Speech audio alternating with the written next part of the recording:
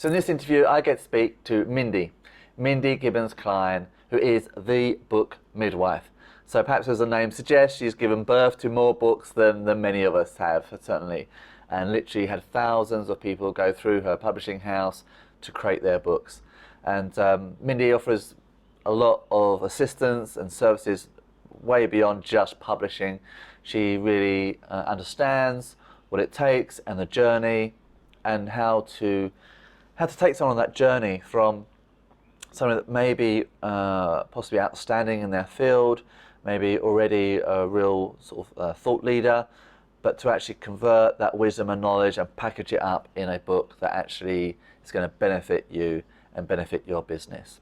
So if you've not already an author, then this will be really valuable to you. If you are an author, then you may well have already heard of Mindy and you know how good she is on interviews, etc. So you might want to check this out anyway. So that's it from me. Let's dive in. But I'm here with Mindy. Mindy, really delighted to speak with you. I haven't chatted to you for absolutely ages, so I'm really eager to get on the call today.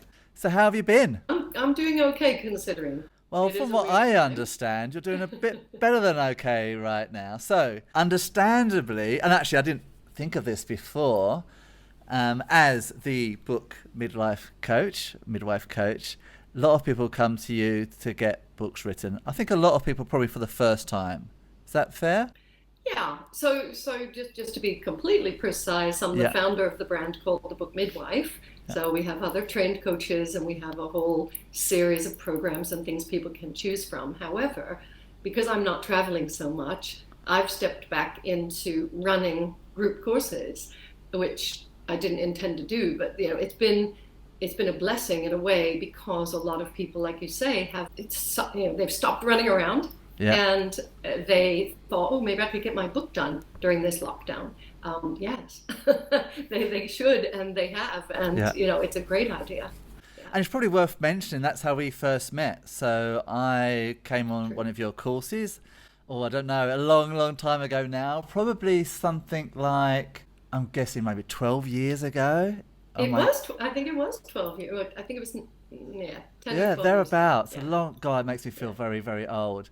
And I've only written one book to date, and that was done with your help, and your guidance was really, really helpful. And thank you. I remember thinking, in kind of hindsight, it didn't seem particularly complicated, but I guess that's the whole point. You just told me how to map it out, and it all made sense. And I had to work hard, of course, but I got that work done. I think it took me, in fact, I know it took me 12 weeks from the day I started to get it out, because I actually had pre-sold it, so I had a date to hit. I had to work my little butt off, but it was really, really helpful. So thank you for that. Very 12-year belated thank you. So I think most people you're working with are probably people that are kind of maybe they're consultants. Actually, that's a good question. Who is it you're typically working with? Coach, consultant, trainer, speaker, therapist, entrepreneur, and increasingly people who are professionals in corporate, people who have a career of that nature, who want to build their profile as an expert. But yes, we've started, and we have a 18-year history of working with coaches, consultants, etc. So why, I know a few reasons why a book can be so valuable to a business, but you can explain that a lot better than anybody else can, really. So just tell us a little bit about why a book is such a valuable, can be such a valuable tool. Well done. I was just going to jump in and say not always. Yeah, sure. So let's introduce the term thought leading, as in if you do a thought leading book that helps you create your profile as a thought leader, then yes, you will get the credibility, you will get recognized. There are people, not our clients, who just speak into their phone and have it transcribed and slap something together. And I think that's a bit dubious whether that could even be called a book, much less a thought-leading book. And that's not what we're talking about. So I have to show 24 karat bold, because 24 karat bold, which has one of your favorite words on the in the strap line, This is the one that I procrastinated about for a long time. So I had already been running my businesses. I'd already been, a trainer, speaker, author. This was my 4th book.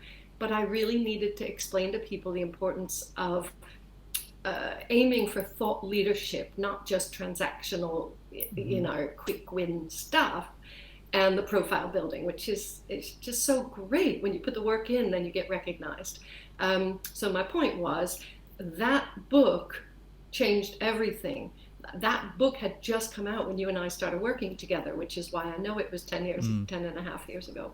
Yeah. Because the phone started ringing. People who knew me for years but hadn't done any work with me started flocking to do work, and I closed 8 clients within the first 6-week period after the book came out, and that's not a coincidence. Yeah, that's a real catalyst for action, isn't it? I think when people see that you're kind of committed yourself in producing, a significant body of work, I guess it could be other formats as well, right? But there's something a little bit. Still a bit gilt-edged and a bit magical about a book. Gilt-edged, well done. Now you're a little bit biased, right? But it's still true. And I'm a digital guy, right? I create digital products. I'm a designer, and yet still it has the cachet. Why? Why is the book still got that? I think people appreciate the work that goes into a full-length book, and a book in print is kinesthetic. We won't get into the whole NLP, but it's something that you don't always get with digital 2D products and services. So there's something about feeling the book, and people say the feeling the pages. This is it's part of the whole experience. But when people see it and they see it stacked up on a table, it just shouts credibility. Here's an expert. Here's someone who knows what they're talking about, and that's not a belief. That's a fact. And how do I know this? Because I always ask people, are you more impressed when you see a stack of books as opposed to just someone who does an ebook? 100% of the time people say, yeah, you need it to be a real book. But then comes the requirement to make it look and feel and play the part. It has to be good because, God forbid someone reads it, right? They have to be convinced. They have to see that it's quality. So that's, again, thought-leading books. They just help you. And the other thing that we used to talk about, you might remember this, is someone will spend 4 to 5 hours with you. It's a very intimate experience. It's a one-to-one experience. You write it, and hopefully lots of people will read it, but each one is having a one-to-one experience, getting to know you. If you're clever, you can seed all the things, and then by the end, they're thinking, I must work with this guy or this gal. Yeah. So I think there's a multifaceted faceted bits to this. I think it's a credibility piece. I think there's few kind of achievable products that can rival it. Maybe if your own TV series might be better, right? But that's a lot harder to achieve. And a book is pretty much within reach. Anyone that's got a bit of determination, bit of commitment can actually get it done. So, I think that alone, I've given out books to people, and the reality is I know many of those people have never read it, right? They've certainly not read it cover to cover, but it's still done a really important piece. It's really still helped me stand out, be it in a crowded room. They remember me a year later. It sits on their shelf sometimes for years. Yep. In fact, I had a conversation the other day and literally turned around and went, I still got your book, and that was from 10 years ago or whatever. So, that's the first thing that's fantastically valuable.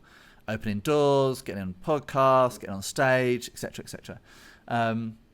Then, if they do actually read it, and probably a smaller percentage that do that, if you achieve that, then that's the equivalent of spending, as you say, probably a minimum of 5 hours, and that's just gold in terms of building a relationship and rapport with a prospect and trust. And they know you haven't got to sell them anymore, because if they choose to follow up with a conversation, they know who you are, they know how you go about doing things. If they're picking up the phone to you, then it's just about agreeing terms, really. So Yeah, very, very That's how it valuable. works. I can Yeah, tell you that is how it works. I've now done 9 books of my own, yeah. and we've helped over 1,000 entrepreneurs to do theirs. I We hear wondered this how many it story was. every week. Somebody has won a deal because of their book. Every single week I hear these stories. Yeah. No, I have to say, you touched on a subject that's very close to me. You know, my background's in graphic design originally and other fields of design. I do see people that are really passionate about writing the books and clearly not as passionate about packaging them.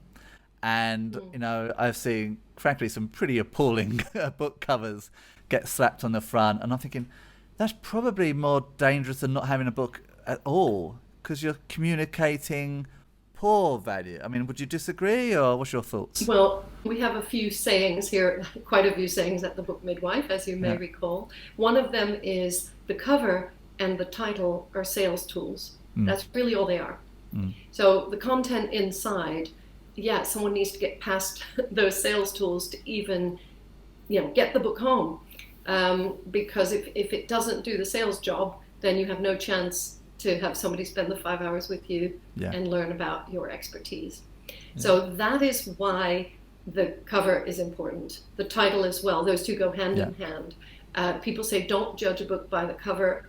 Everyone judges the book by the cover. You have to assume that somebody's going to make a judgment, and hopefully that judgment, by the way, it's about 1 second looking at the front cover, and then people look at the back cover for 1 second, maybe 2 if they're reading the blurb, but it's got to grab them. It's just like the work you do, I mean, that app, I know we're not talking about it, but it's got to grab people. Yeah. It's and it's hard, right? It's not easy to do. And I don't think coming up with a book cover, book title is easy at all. Is there any sort of tips or suggestions you'd have for how to, I don't know, brainstorm that, or how do you do that? It is tricky for me to give any advice because it really depends on each book and the audience for that book and what the author's trying to achieve and so many other factors. It depends on how crowded the market is in that niche or category, on and on. My sort of tongue-in-cheek tip would be work with a coach. Sure. Don't go it alone, but that doesn't just go for the title. That's I'm talking about every step of the way. Work with somebody, a professional, right from the beginning. Don't even plan the book, much less write it, unless you are being guided and you want that book to turn out the right length, style, tone, content, balance. You want that book to really hit the mark. And so the title for us is less important. I mean, it is important because it's a sales tool. But if the person does all those other things correctly, the right title presents itself. And if not, within 10 minutes, I shouldn't say this publicly, but I have this strong belief that within 10 minutes I can get the title with any of my clients. And we've had some cracking titles around here. And there are a few rules, but what I would say is the trend nowadays is more literal rather than clever. So there's two camps. One, let's be clever, and 24 karat bold is a bit clever. And sometimes I think it was a bit of a mistake. The strap line should have been, that should have been the title, claim your position as an expert. Well, that's a bit long, but that's really, saying what you mean. Because people don't have a lot of time nowadays to figure out, what is this, right? Eat that frog. What? That's he's done well despite the title, Brian Tracy.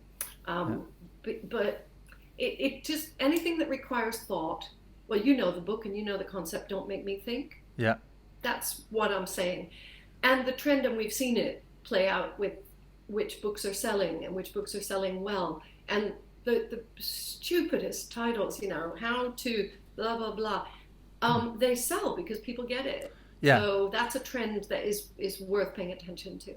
Yeah, I also suspect that the context is really important. So, obviously the book's not going to change its cover every single time you put it into a different shelf. But there might be a couple of environments that it's particularly important to. So if the number one most important thing to you is you're either selling it from stage, that might direct you in a certain direction in terms of title and etc. As opposed to if you think the primary version is to be sold via a bookshop or via online, or perhaps you disagree. Yeah. It really depends, Simon, because if you're on a stage and you're holding it up, the people in the front row can see the real thing, the rest will see the projection. Besides, what stage are you talking about? When is that coming back? Well, yeah, indeed. We'll see. Oh, please. Maybe I'll just stand on a private stage of one person. Well, that's what this is, right? Yeah. This is the new way of presenting. Yeah. We're laughing, but I'm crying inside. Yeah. I do love events, but let's not go there. Yeah. The thing I'm thinking about is the table at the back.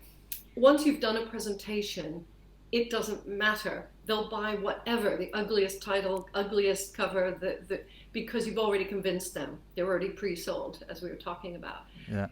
The key thing to think about now, it's ironic, it's really ironic, is when somebody's looking on their phone, let me not do any product placement, they're looking on their phone and they've got a tiny, tiny little thumbnail, which it's not easy to zoom in when you're on certain retailers' platforms, so you have to make a decision based on the tiniest little image.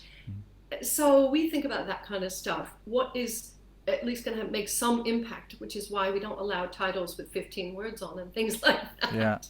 No, I agree. So I think, I would say that's a great example, actually. If you are expecting primarily sell it via a well-known online bookstore, then yes, that's, as a designer, that would be, would definitely influence how I would design that book cover. And yes, that's why you see so many book covers with actually almost zero illustrations on it, and it's just words as big as possible, so you can communicate to that person. Fix your tap if you're looking to fix your tap, and that exactly that's it. what you're going to get. It's a bit sad, so in addition to the dumbing down, if you want to call it that, of the title to make it, like you say, fix your tap, the dumbing down of the design. Clever things can still be done. So my latest book, The Thoughtful Leader, it just has a thought bubble. Yeah. And I think what it's saying is you've got the thought leader, but hang on, there's another dimension, there's another level you can go to, and it's, it's going up. You can see this is what the designer told me it's saying. I think it's really good because it's simple. Well executed cover. People see this online, and if they want to go to another level with their thought leadership, which is very important nowadays, because can I just take a small diversion and talk about every market and every category and profession is getting crowded. More so now, you're going to have people who don't go back into employment, and so there's going to be more and more and more businesses in every category. Fine, that's just life. However, it makes it harder to stand out than ever. You must notice this. My feed and my inbox and everything is swamped every day. And I have less time and more stuff. So there was an article the other day about we just can't process the amount of information coming in. So if you are aiming to get some attention for your brand and yourself and your books, you're really going to have to be clever, which is why I would always say work with professionals. I say that anyway.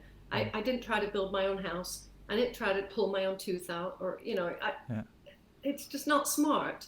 There are people who are qualified and experienced who can actually help you get a better ROI on your efforts and a better result generally. And this is my message to people who are thinking about doing a book. If you're still at the thinking stage, well done, because you haven't gone down the wrong path maybe.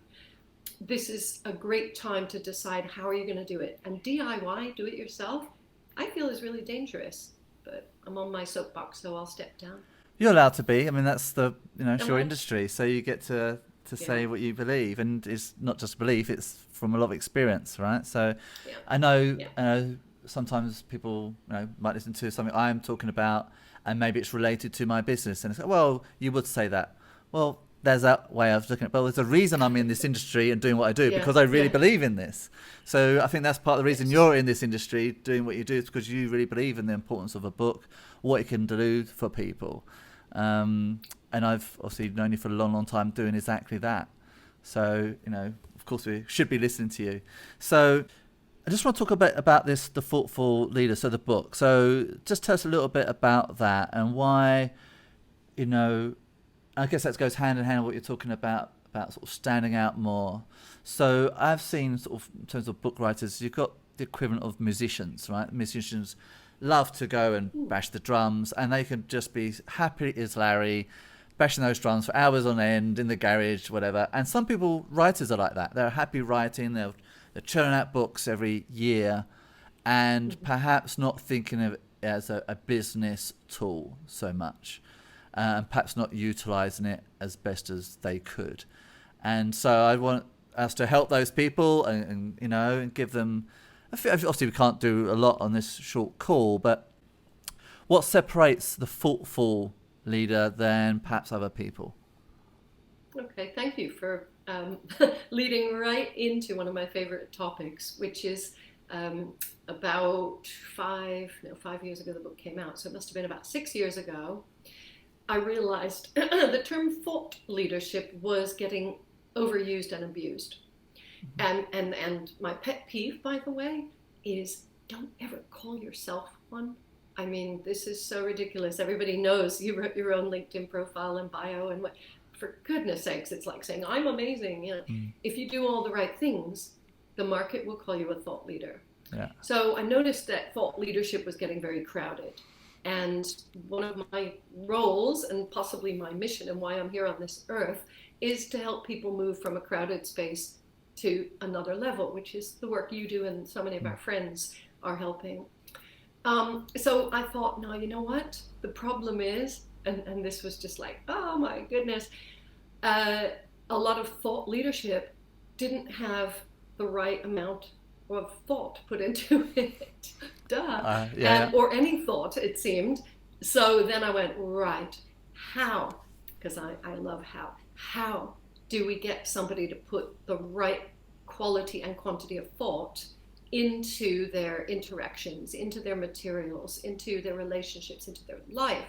Now that excites me. So I went to town doing quite a bit of research and figuring out, you know, people, had they made it and then realized that, oh, now this level's crowded, or were they just frustrated because they couldn't get clarity of their thinking, which is, you know, one of our keys to becoming a thought leader, and certainly a thoughtful leader. So thoughtful came in because I suddenly realized that if they were thoughtful about it, they would have to take a little bit more time, but they could be intentional about the way they put things together. They're, you know, before you just go bang, bang, bang, bang, and slap something out there, which is never a possibility in our model of the world. You could actually take a bit more time, take a step back, craft it in a more carefully constructed way so that people will get you and you will rise to the top. So thoughtful in both senses of the word. What we mean by that is, because we now do thoughtful leadership sessions, to really, I mean, you have to aspire to thought leadership first. The 24-karat gold is the baseline. But then, if you really care about your clients and your prospects, if you really care, you're going to be thoughtful. And the best way to show you're thoughtful is to put more thought and come up with more thoughtful content. And it was only after I'd written the whole book, I realized that Seth Godin, someone we all respect, said, here's the first thoughtful book I've seen on what it means to be a thought leader. And that was my first book that had come out 5 years earlier. And I sort of never noticed the word thoughtful. So that's what I'm saying. Thoughtful in both senses of the word. Do you care enough about your clients, your market, your industry, to really go for it, to put that extra time and care in? If you do, then I go through a whole lot of exercises and things to think about, and just you know, stuff to help you aspire to another level. Yeah, I think you hit something really, just a little bit of time and effort and the sort of planning stages. Always think of it a little bit like being an architect. You know, if you were just to rush in with your bricks and start building without a plan, you know, you'd probably end up with something, but it would fall over and it wouldn't be very desirable and no one would want to stay there. And I'm not sure if that analogy is a good one or not, but it's kind of like that. And I imagine, like, we've all probably done that in certain areas of our life. I have, I'm sure. You know, we're determined to do something. We haven't got a lot of experience in doing that before, so we just dive in and you know, kind of like swimming, right? You just wave your arms around and I hope you stay afloat. And you know, when someone's got a bit of experience, and if you're doing a second or third book, you know then how to plan. But you know, if people listen to this and haven't done a book before, I would absolutely recommend just a little bit of guidance and go a really long way. And it's not just books. I've seen it, and I used to do a lot of mobile apps, as you know. It was exactly the same there. You know, I'd be in a conversation with people and go, oh, I've been doing a mobile app for the last few months, and they tell you about it. Go, well, that will never get approved. So you've just wasted a few months, you know, and just a little bit of guidance at the start can go so far. There's one more distinction, Simon, and that is, before you heard me say that if you do all the right things, other people, as in your market, will call you a thought leader. That's the goal. So it is not something you can control exactly, but I mean, with the things in 24 karat bold, the 4 attributes, that you can actually put those things in place and you'll have a better chance. However, a thoughtful leader controls things a lot more. So if you like feeling that you're in control of your leadership, your profile, you can be a thoughtful leader today. So you can have that achievement. Do you know what I mean? So the thoughtful part is something that you control, and it's what you put in. Thought leader is you hope to achieve that, but you can't control the result completely. So it's more rewarding to be a thoughtful leader. You want to do both, but it's more rewarding because you can actually be involved, engaged, and in control of it. Yeah, as I say, I guess you're in control of that as opposed to something external, but other people, how they pursue. I mean, I've got a company called Expert Velocity, and the irony for me, not too dissimilar to yourself, is I'm not sure I really believe in experts, and it's kind of what you were talking about. So I believe that actually, no one should call themselves an expert. If the people that, for me, become the best experts are the ones that are dedicated to being incredibly good students. So they're jumping on board any new technology or a new book, and they're all constantly learning, and they're constantly raising their game.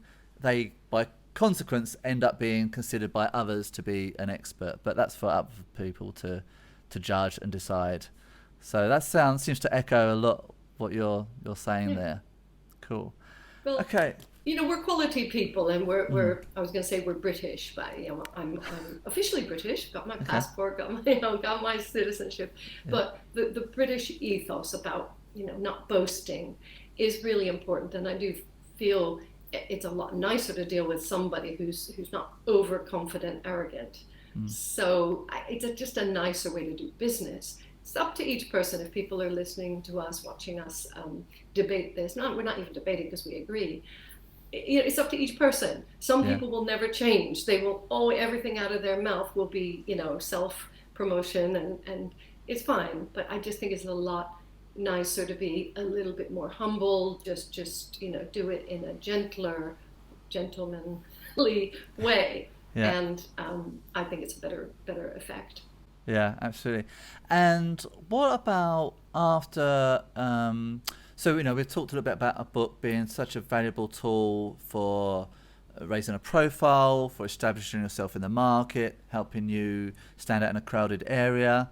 Is there other tools or techniques that people might use to commercialize the benefits of that, maybe more directly? Right. Is there things that people could be doing to either improve direct sales or to take that content and put it to different forms that can commercialize it? Of course. It's amazing how many people I bump into, even people who publish with Panoma Press, my publishing company, who seem to think, okay, my job is done, and the book just sits there, in a couple of boxes. We don't do the sort of garage full of boxes, as you know, but it's sitting on Amazon or sitting on different retailers. It's fine. Everybody knows them. It's sitting online, and they don't do anything. So my first piece of advice would be do something. Please do something. Leverage it. Yeah. Use it. You spent all this time, effort, and probably money getting a quality book into the market. leverage the darn thing. Let it do its best work. So I always ask people, well, I used to when we used to go out, do you have a copy of your book in your bag?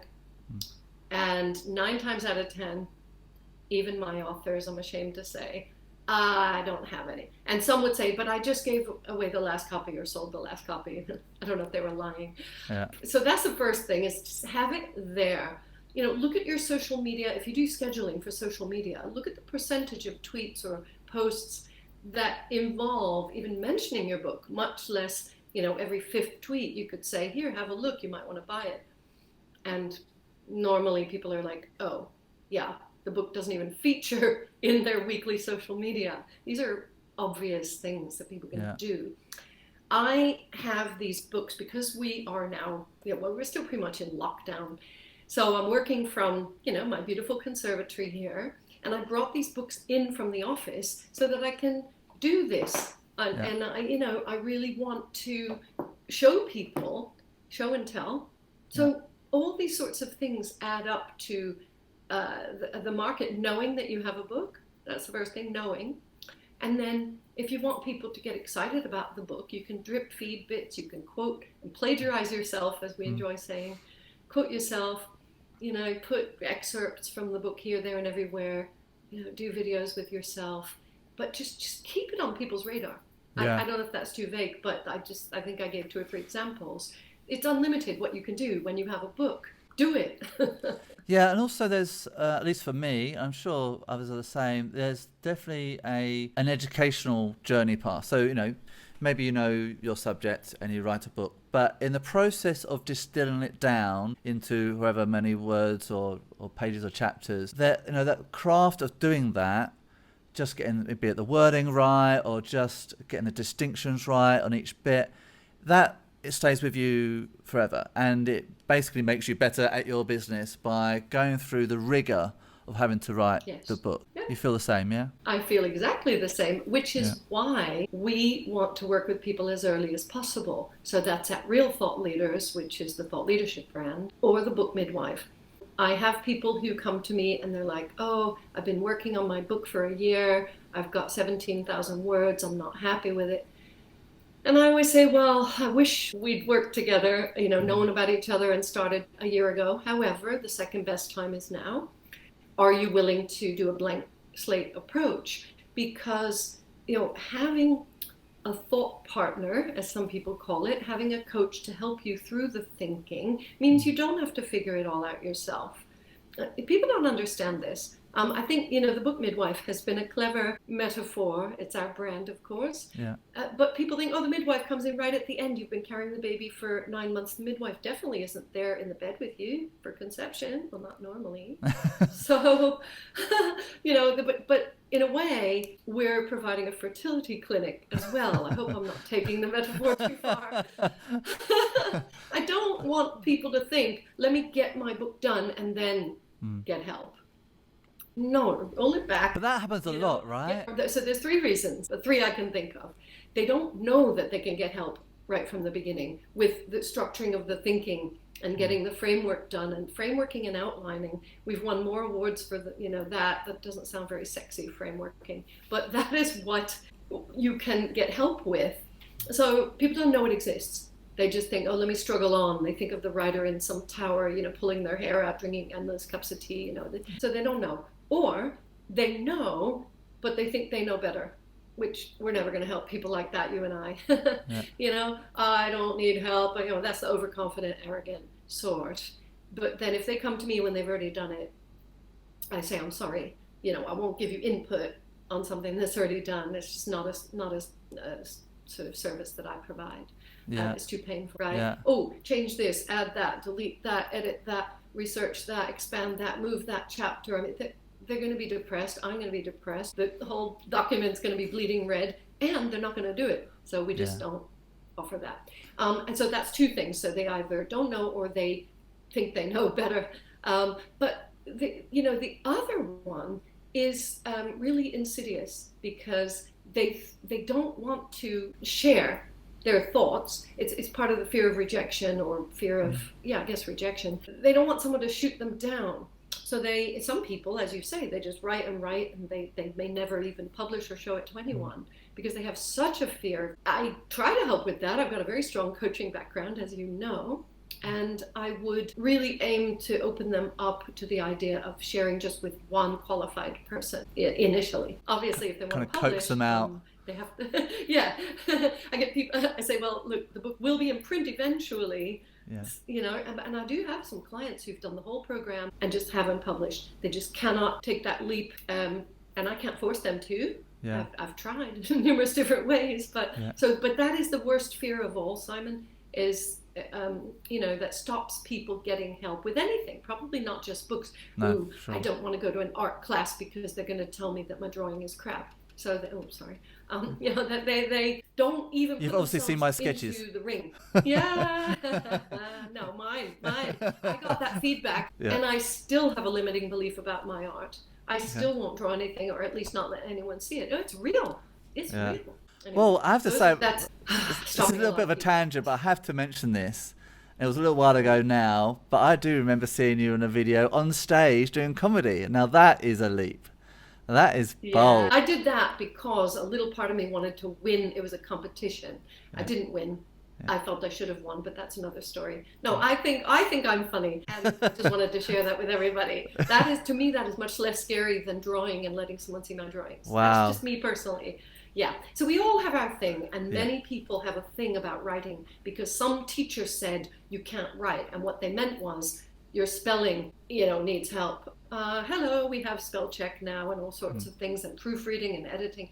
So it's really, really annoying and disappointing and very sad when people have carried that belief into their 30s, 40s, 50s and beyond. That stops them. Oops, very dramatic. I do talk with my hands. I just don't want to see people stop themselves doing their greatness. That is what drives me. And I just look for another angle and approach it from as many different sides as I can. That is why I am here on this earth, is to help people bring their greatness out into the world. And all this work is just part of that. Yeah, it's great work. I mean, the phrase, you can lead a horse to water, right? You can't make them drink. That seems very apt. And so anyone, I would just thinking about, we're both really in agreement and aligned that if someone's even considering writing a book, and maybe they never will, if they can get a little bit of kind of, I was about to say insider information, but some insights from someone that's gone through that before, then you've got that structure. And if you never decide to go ahead, okay, fine. But once you've got the structure and you see, okay, now I can see the journey ahead of me. It's doable. Yes, it's hard work. It takes some commitment for sure. But once you understand a little bit about the journey, I think it makes it so much more achievable. And I think that alone would inspire more people to get started and complete. So I know you have some kind of courses around this. Yep.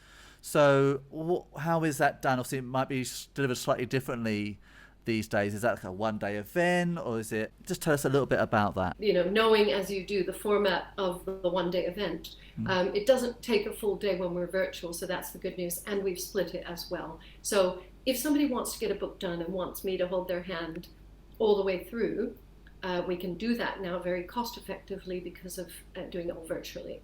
So it is amazing. It's about 70% less than our normal courses. So please contact me. We'll put the details, because you can get it done, and you can get it done in 8 weeks now instead of 12. I mean, 12 is still available for my private programs. The group one is 8 weeks. So it is worth it. It's worth exploring anyway. And, if that is too much, if they don't want that time commitment, I have online courses, and that's self-paced, but it's me sharing 68 modules, every single step from planning, as I was saying, to writing, to editing, to publishing, to launching the book, the whole life cycle, my best advice. And they can work at their own pace. And, so there's lots and lots of ways to get help, but please do something. Yeah. So with the 8-week course, for the most part, people are writing during that. Is that how it works? Yeah. So they start with just an idea. They start with that blank slate that I was talking about. And in the very first, the 4 hours that we do, 4 hours in the first week, 2 hours and 2 hours on consecutive days. It's pretty intense. And the whole plan and the frameworking and everything gets done. And then the plan gets done, all the completion of the chapter plans and the fine detail, complete clarity within a week. And then the first draft gets done by week 5. Yeah. This might sound unreal to people, but it works. Yeah. And then they get to their next draft and they get feedback and they get to their final draft by week 8. If they put, and I'll give people the time commitment, it's 2 hours a day. So if you really feel you can't carve out 2 hours a day, then this program won't work for you. You could do my online courses. Yeah. But if you can, make it a priority for 8 weeks and put in on average 8 weeks 2 is hours nothing. a day. And I know. And in the great scheme of things, now, 8 weeks is nothing. To have a book. I hear all the excuses every day. If you're the kind of person who's going to put stumbling blocks or whatever, don't put yourself under that pressure. However, that's the prize. Your book will be finished, manuscript will be ready, not published obviously, but you will have that thing ready to go into editing and publishing. You'll have choices. You can plan a launch. People can chat with us about how we publish and launch a book, or they can do whatever, self-publish, pitch it to a big publisher. We're a small publisher, by the way. And there's so many options. However, there's no option at all if you never get to finished manuscript stage. And that's what we want people to do, so they have those choices. Lovely. Awesome. Okay, brilliant advice there. Thank you, Mindy, for joining us. It's really been good to catch up. It's been too long. And some great insights there. And I know that more people are probably writing books right now with the kind of lockdown than ever before. I know you've been incredibly busy. So thank you for sharing your time today. Thank you. It's been a real pleasure. So a massive thank you to Mindy for today's conversation. Some great insights and wisdom there. If you are not already an author and you're perhaps considering it, I really would strongly recommend you check out her services. Now, depending on the time you listen or watch this, as we recorded this interview, we were actually still in lockdown. And during the period of lockdown, Mindy's offering a special on her kind of book creation course. And I'm going to include a link in the descriptions below. So do check that out. There's a special offer taking place there for the duration of lockdown. Depending on when you watch this, that may or may not still be available to you, but check that out. From what I understand, it's either an 8 or 12-week course. I previously have gone through Mindy's course. It really helped me, and honestly, I can't tell you if I'd never gone through that course, would I even have ever written a book? I don't know. I couldn't really tell you. What I can tell you is that structure, and it didn't seem rocket science, but having that basic structure, for me personally, just kind of let me go. I mean, I know exactly what I needed to do. I could get busy doing it rather than kind of waste all my power and all my thought process trying to work out what I should be doing. I could just get in there and actually do it. And that was, still a body of work, but relatively easy to achieve. Anyway, that's it from me. Hope you found that of value. I look forward to speaking to you on the next one. For now, over and out. Bye for now.